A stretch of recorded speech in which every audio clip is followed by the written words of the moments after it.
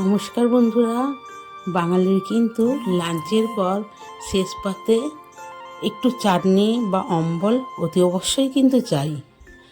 তাই সহজ পদ্ধতিতে কিভাবে টমেটোমের চাটনি হয় সেটাই আজকে আমি আপনাদের সঙ্গে শেয়ার করব।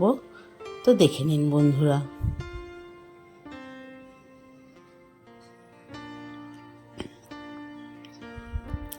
প্রথমে বেশ খানিকটা টমেটো কুচি করে নিলাম। চিনি, নুন, আমসত্ত্ব, খেজুর এবং কাজু কিশমিশ রেডি করে রাখবো। তেল গরম করে কড়াইয়েতে 5 ফোড়ন, শুকনো লঙ্কা আর 2-4টে তেজপাতাও দেব। এগুলো একটু ভাজা হয়ে গেলে তাতে দেখুন একটু ভালোভাবে ভেজে নিচ্ছি। ভাজা হয়ে গেলে ওতে টমেটো কুচিগুলো দিয়ে দেব।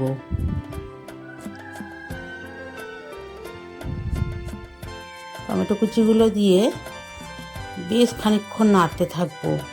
যেহেতু পাকা টমেটো তাই নাড়তে নাড়তে জল বেরোবেই কিন্তু।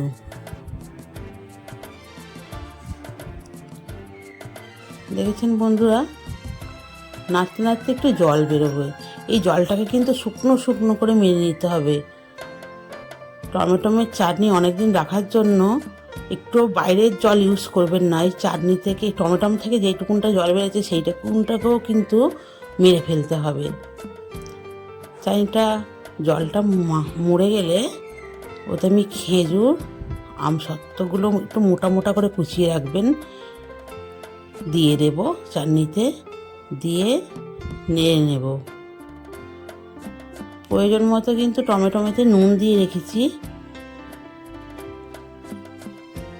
চাটনিটা হয়ে হয়ে আসবে, বেশ খানিকটা চিনি দিয়ে দেবো প্রয়োজন মতো। যে যারা যেমন মিষ্টি খায় একটু বেশি করে চিনি দিলে চাটনিটা আঠা আঠা মতো হবে, তার ফলে অনেক দিন থাকবে। কাজু কিশমিশ দিয়ে দেব। দারুণ সুন্দর একটা শেষ পাতে খাওয়ার জন্য চাটনি তৈরি হচ্ছে। খুবই সহজ পদ্ধতিতে কিন্তু। নুনটা প্রয়োজন মতো দিয়ে দেব।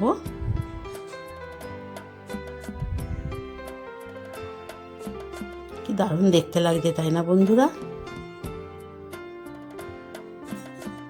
এটাকে একটু শুকনো শুকনো করে নেব, কিন্তু এই জলটা যে টমেটো থেকে বা চিনির রস হয়ে বেরিয়েছে, এত জল জল রাখবো না। এটাকে পুরো শুকনো শুকনো মতো করে নেব। আর আমি চাটনিটা হয়ে গেলে নামিয়ে নেব এবং গুঁড়িয়ে রেখেছিলাম ধনে, গরম মশলা, শুকনো লঙ্কা, জিরে, মুড়ি, ওগুলোকে কড়ায় শুকনো করে ভেজে মিক্সিতে গুঁড়িয়ে নিয়েছি এবং সেই গুঁড়োগুলো লাস্টে চাটনির ওপরে ছড়িয়ে দিলে দারুণ টেস্টফুল হবে।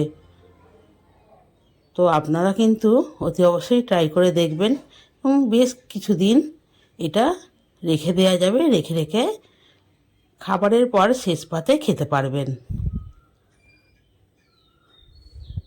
দেখতেই পাচ্ছেন বন্ধুরা, আপনারা কিন্তু অতি অবশ্যই করে একটু দেখবেন, খুব সুন্দর লাগে খেতে। নমস্কার বন্ধুরা।